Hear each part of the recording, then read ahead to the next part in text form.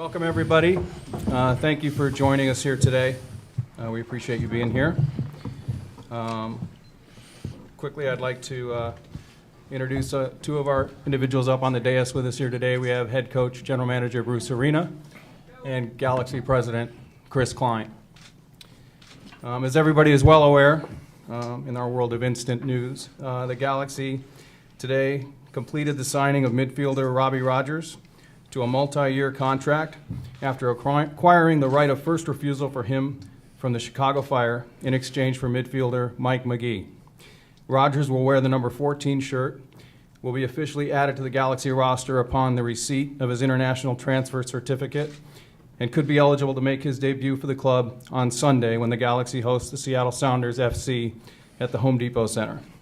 That game, which is presented by Natural History Museum of Los Angeles County, kicks off at 8 p.m.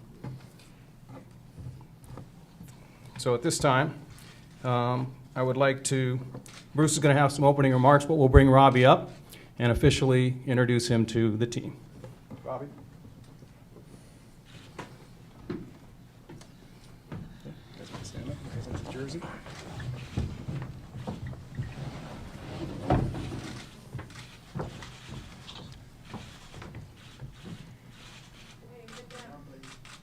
Hold it up a little higher.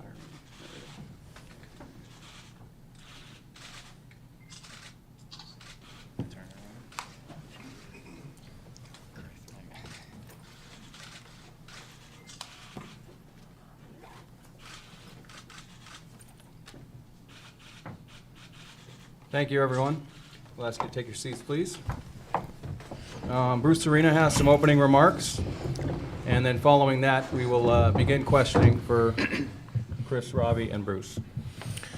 Well, we are pleased to have Robbie as a member of our team.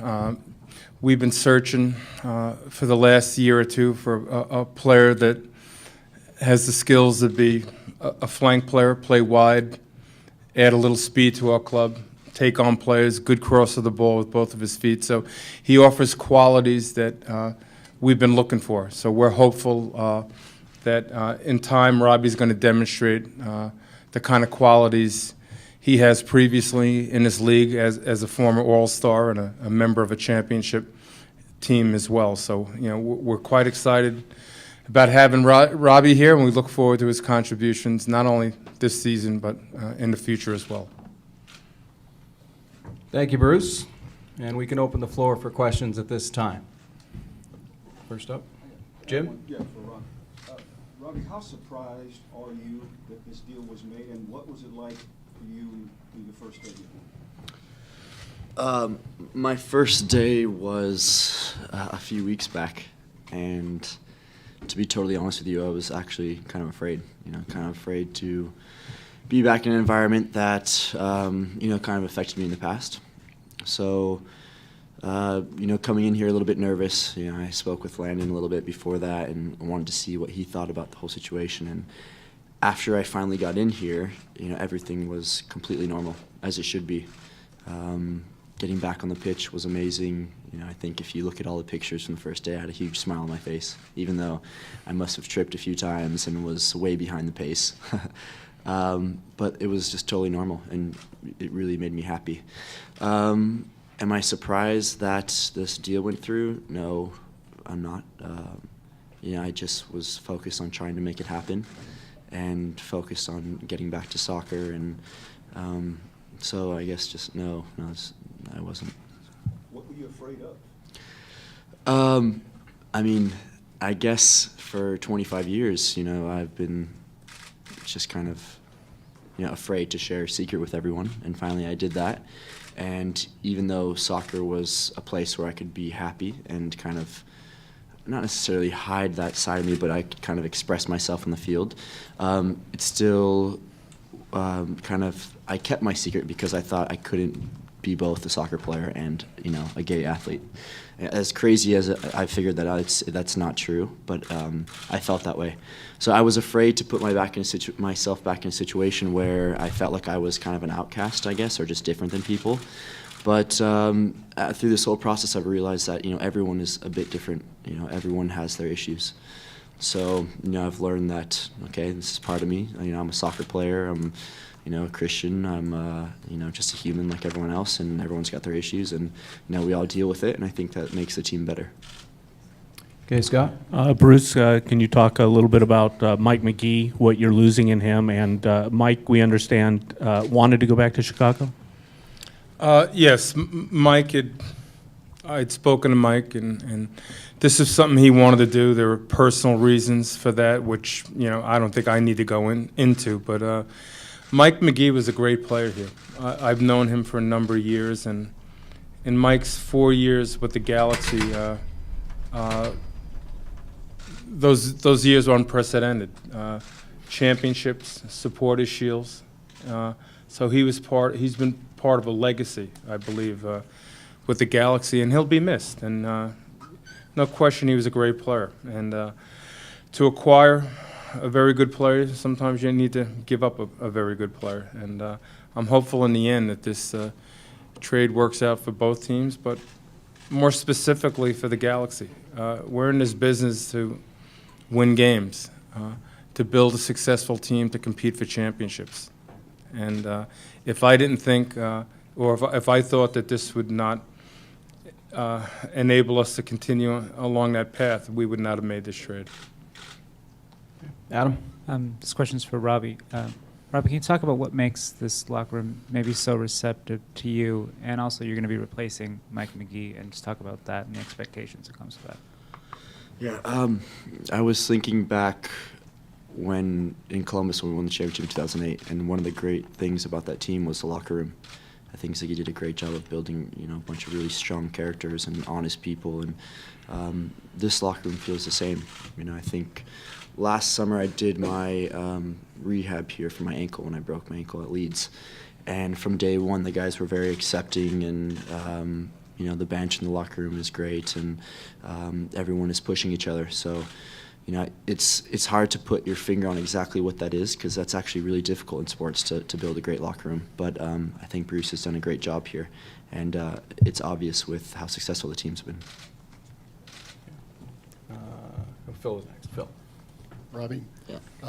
What's in your makeup that has made you determine that you can be this groundbreaker, this trailblazer, and be the one in professional sports who's coming to this decision now? I don't know. It's a good question. I'm not sure. It's been quite a journey for me over, I guess, my whole life, but especially over the past few years. I've kind of struggled with this decision, and a lot of ups and downs, and decisions where I thought, I was done with something, and then, going back into it. So it's a great question. I'm not quite sure. I just, I know I really love the sport. I'm passionate about helping people, and I think if you speak with any of my friends or the people around me, they know that, I love people. I love my relationships. So I don't know, I guess just all those things and the way I was raised, I have an amazing family, maybe just made it perfect for me to be able to do this. And like I said, I have great people around me, so I'm not just doing it by myself. Robbie, Billy? what in some of the interviews you did in March, you sounded very adamant that you were retired, that you didn't want to be part of a circus, and you didn't want to be kind of the the gay player. Yeah, what changed your mind? I thought I could step away from soccer. I guess that's what it is.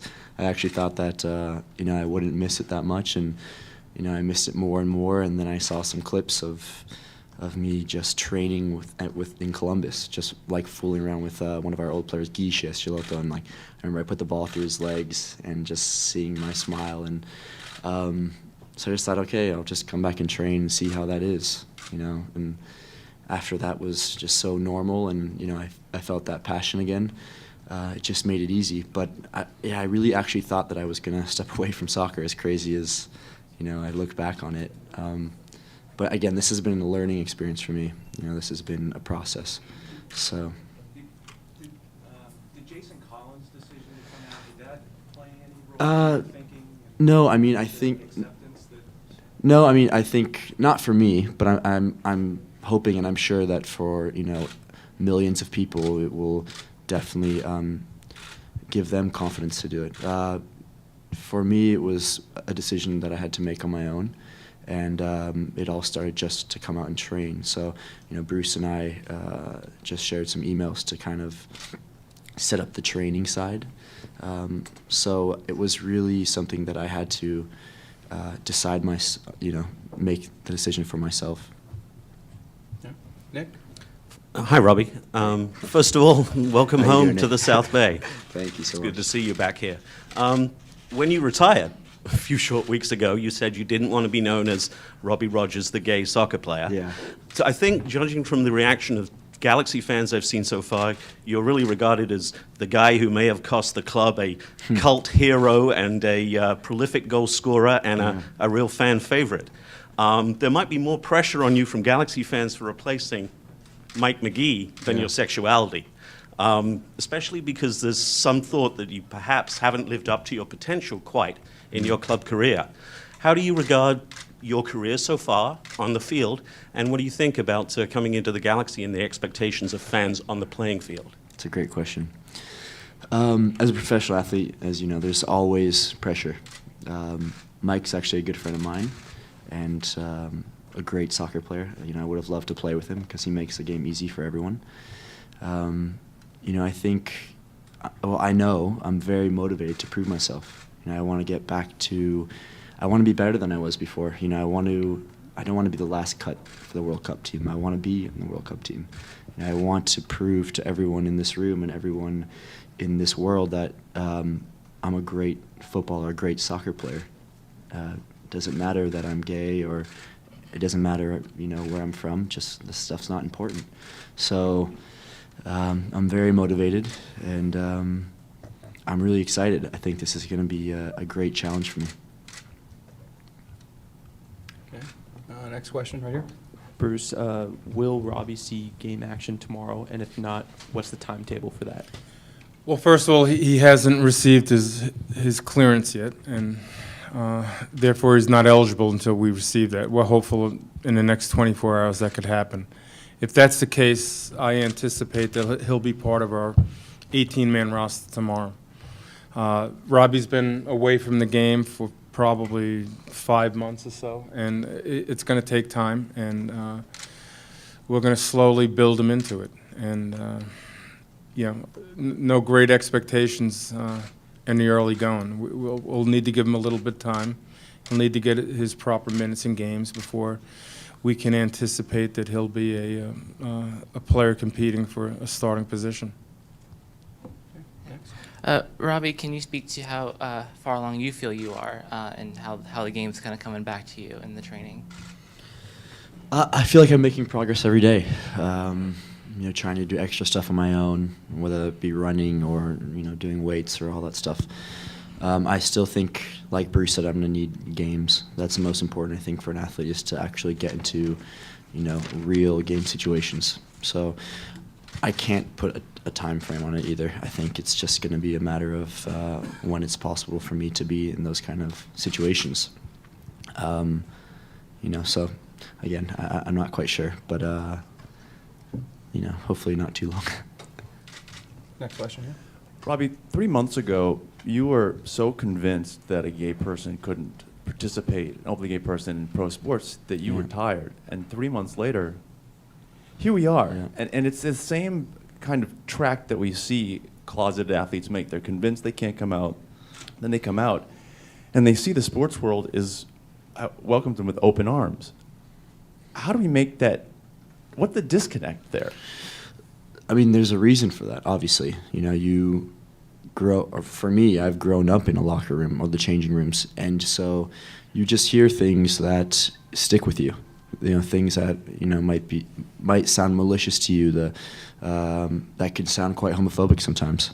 Now our world is definitely changing, and while I've been here, I haven't heard anything like that.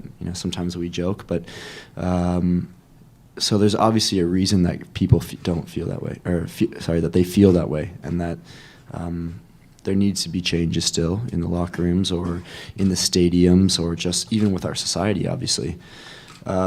I felt that way because, what I just told you from my past. But obviously, with me returning, and I think you've heard me say this, but I just feel very normal and very accepted, and that it's just not a problem at all. And I hope that me coming back also shows other people that, look, it isn't a big deal, and you will have a lot of support. But you can't pressure people into coming out and playing a sport, or sharing a secret with people that they've had for so long. It's just impossible.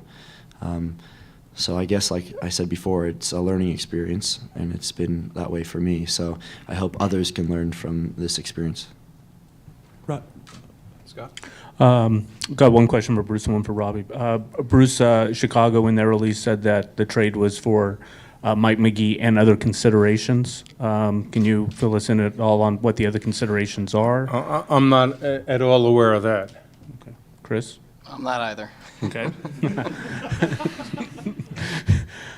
Okay. And Robbie, what are you expecting from the other players in the league as you're out on the field? What are you expecting from the fans, and how are you, I guess, preparing yourselves for what bad could come from the fans out in the stadiums? I'm not expecting to be treated any different than any other players. I think I'm not naive, so I know if I do hear something, just not to react. And regarding the other players, I have a lot of great friends that play in this league, so I think no matter what city I go to, I know someone on the team, and the players that I don't know, I think they're not going to like me because I'm going to be competing against them, and hopefully getting past them, running past them, and scoring goals. So I don't expect to be treated any differently. Robbie, how much did some of the talks that you've given to LGBT groups, and how much did any of that spur your decision to not just, you mentioned that part of this is because of your love of the game, but how much of it is as a role model, or in any way to just sort of give a platform to this? I spoke with some kids at a Nike event up in Portland. And, it was just amazing kids, very brave, strong kids that were all part of their LGBT, high school groups. And just seeing the bravery that they all had, and they asked me questions like, what do we need to do to change the world? And I was like, oh gosh, I'm supposed to be here to motivate you guys, and you guys are, very much about motivating me. So it makes this easy. It's easy to play a sport that you love and hopefully be a role model for people. It's a perfect world for me. I'm doing something that I, have always loved since I was a little kid, and I get to do it here in front of my family and friends. It's just a perfect situation. And so, those kids at that Nike event very much showed me that, hey, you're being a little soft. If you're not gonna, do this, and I'm sure that every kid in this room would be willing to do it. You gotta man up a little bit. So definitely, this whole experience, and I've received thousands of emails and letters from people all over the world talking about their experiences. I've realized that, again, and a lot of them, straight people, not, different situations. So, like I said before, everyone has their issues, and you just kind of deal with it, and try to live your life to the fullest, I guess. When was that? I'm not exactly sure. I think that was maybe a week or so before I came to my first training session here. So, I don't know, sometime in March, I believe. Bruce, you obviously feel that with the subtraction of Mike Magee from the Galaxy, but the addition of Robbie Rogers, the team comes out ahead. Could you explain why you felt you needed somebody who was more often a creator of goals than a scorer of them at this particular time? Well, as I explained earlier, we think we need a little bit more speed on the field. We need more permanence in the flank areas, and Robbie offers that. Robbie's not Mike Magee, and Mike Magee's not Robbie. And it's two completely different players. We're hopeful and confident in the group of players we have here. And we anticipate other players are going to be stepping up. We have some young players that can add to our attack. some young players that are capable of scoring goals. On top of the fact that we expect Robbie Keane and Landon Donovan can produce goals as well. So we think we have some of those boxes checked. Now we just got to go out and perform. We haven't played as well as we're capable of playing, but I'm confident in the players we have here, and I think that Robbie's a good addition to that group. Okay, we'll just do a couple more questions. Robbie, given your experience throughout the different locker rooms that you've been, and also taking into account that there's a lot of other issues in soccer, like racism and stuff, do you feel that not only locker rooms around the country, but also the world of sports, that they're ready to have an openly gay player? Yeah, I mean, I think that's why I'm here. If I didn't feel comfortable after the first few days, I would have told Bruce, sorry, I'm going to just stay at home and surf and not come to training, sorry. But around the world, it's a great question. I think there's something unique about the MLS. I think the locker rooms in the MLS are a little bit different than from what I've experienced in Europe. That's not to say that, in England or Europe that if they're ready or not ready for that. I'm not sure. Again, this is, like I said, this is a learning experience, and when I first came out, obviously I thought that I was done with soccer. So I'm not quite sure. It's a good question, but the MLS definitely is ready, and it's ready for. I think the United States is ready for more athletes to come on in other sports, whether that be the NBA obviously or the NFL, and I'm hoping that from this experience and from the experience of others that more will feel comfortable with doing so, because obviously our society looks to athletes very much for I don't know, advice. Or you can look in the Midwest with American football or the NBA or the MLB. I think a lot of people's heroes play in these sports. So I'm hoping that more athletes will feel more comfortable to come out. Okay. Two more questions, Adam. This question's for Chris. What does this mean for the Galaxy just as a club? Just to kind of seeing, with Robbie here, kind of being forward thinking, I guess. What does this mean for the team as a whole? Yeah, as Bruce said, when we look at players or people that are part of our club, we look at obviously the contributions he can make on the field, and we're hopeful that in due time as he makes it back, we're going to see those. We're confident in that. As part of the Galaxy, I think we look at character, and as you can all see today, by the way that Robbie speaks, he has that. And those are two things that are part of every decision we make when we bring players in. And I think the third part is the Galaxy has always been an organization that has blazed a trail in our league. We've done it in different areas, and we can continue to do that. And as Robbie said, the MLS and soccer as a sport in this country is a place where we can do that, and the Galaxy's always been at the head of that. Okay, Phil, last question, and then we'll break down for one-on-ones, which we'll explain shortly. Robbie, when you got here to train a couple weeks ago, as much as you were being evaluated by Bruce and the staff, were you evaluating what the reaction would be as you moved ahead and tried to make this decision? And what if it didn't go right? Was that going to be it for you? Was this a one-shot deal? When I first got here, I don't think I was really being evaluated. It was more Bruce just doing me a favor for allowing me to come train. Like as I keep saying, to get back to something I really love. So, if I was evaluated on my first day, there's no chance I'd be sitting here right now. I can tell you that. So, to answer your question, I don't know. It was, I guess, if I would have,